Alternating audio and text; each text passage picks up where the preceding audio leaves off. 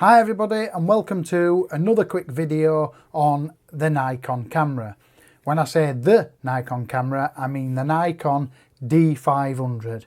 I've got to say that the last video I posted was on the D750, and I did say that it was a decider between the D500 and the D750.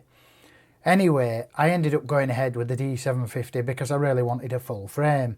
I did like the specs though of the D500 because obviously it's a few years newer and the specs on it are absolutely stunning.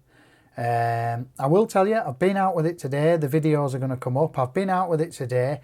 It was a very dark day. I used the Sigma 50mm f1.4 art lens and the Nikon 24-120 f4 VR lens, which is a really nice lens. I shot it at f4 all day and I got some super shots. Really happy with it. The VR worked great. I also tried the new 4K video. That worked great. I don't know if it's as good as Panasonic's, I'm not quite sure yet, but I did shoot the flat picture profile. It was a very dull and crap day, but you know, it will want tweaking, and I think maybe once I've tweaked it, it probably will give it a good run for its money. I do like the dual card slots.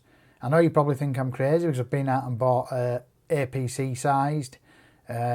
It's just that I really like the spec of the D500, so I can just use it as a backup body to my D750. But I will tell you now that when you pick up this D500 compared to the D750 feels like a little toy.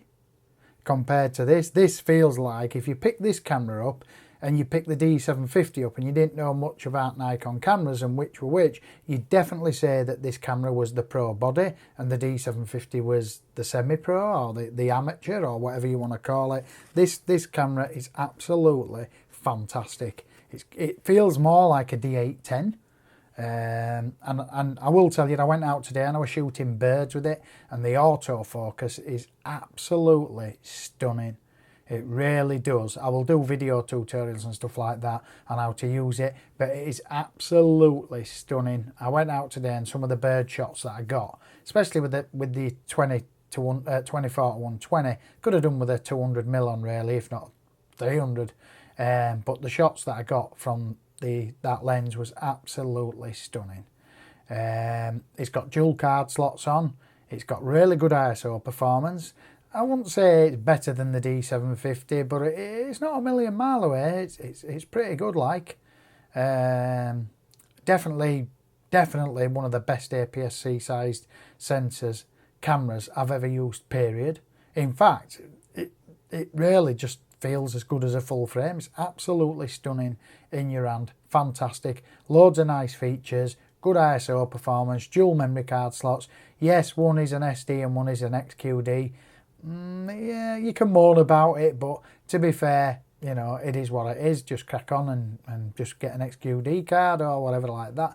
I might just use the XQD with a 64 gig or 128 gig in it to back up JPEGs all day while I'm shooting RAW to the SD card. I will tell you today that I was shooting 10 frames a second, shooting these birds on a 90 megabytes a second class 10 memory card, a SanDisk, and I was holding that shutter in and I was just taking raw files after raw files after raw files, something I never usually do, but I did today for some unknown reason, and it never locked on me once. Every time I squeezed the trigger, I could just hold it and get like 10-20 shots off, let go, and then press it again 3 seconds later, 2 seconds later, and do the same thing again, and the buffer never locked on me once. So that's outstanding. Now, I'm not going to lie to you, it's not my sort of photography, isn't that? Not really. But I do like to know that I can do it when I need to do it. The D750 will do it, but obviously it's got a much smaller buffer on it, and I like to use that more for weddings. I think this body here I'll use for weddings as well, but I'll definitely use it for sports. If I've got a fast action to do like that, that'll definitely be the camera that I'd go for. And if I need a bit more reach, I can always sling my lens from my D750 onto that and get like 50% more zoom range.